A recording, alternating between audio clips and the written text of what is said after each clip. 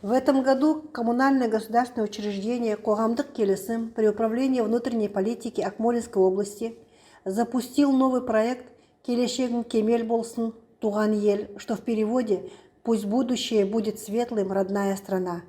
Основная идея проекта – популяризация традиций и обычаев казахского народа, казахских национальных игр и песен, национальной кухни среди этносов, проживающих в Казахстане. Цель проекта – сформировать у этносов страны интерес и уважение к традициям и обычаям казахского народа, развитие атмосферы дружбы и единства в содействии всестороннему патриотическому воспитанию граждан. Данный проект реализуется в трудовых коллективах крупных предприятий города Кокшетау.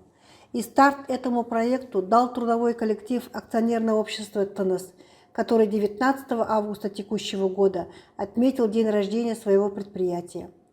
В трудовом коллективе работает 700 человек, представителей 14 национальностей, среди них много молодежи. По случаю торжества на территории завода установили праздничную юрту, палатки, организовали выставку мастеров народного прикладного искусства «Дары природы», устроили состязания по национальным видам спорта. О трудовых достижениях коллектива, почетных ветеранах труда, внесших большой вклад в развитие предприятия, подготовку и воспитание молодых кадров рассказал генеральный директор Мухтар Керибаев.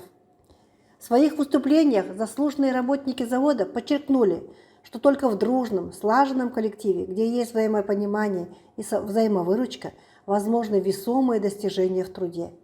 С праздником заводчан поздравил заместитель руководителя коммунального государственного учреждения «Қоғамдық келісім» Айдын Раисов, который подчеркнул роль ассамблеи в популяризации богатства, традиций и обычаев казахского народа через демонстрацию культурного многообразия этносов, вручил генеральному директору специальную статуэтку проекта «Келешегің кемел болсын, туған ел».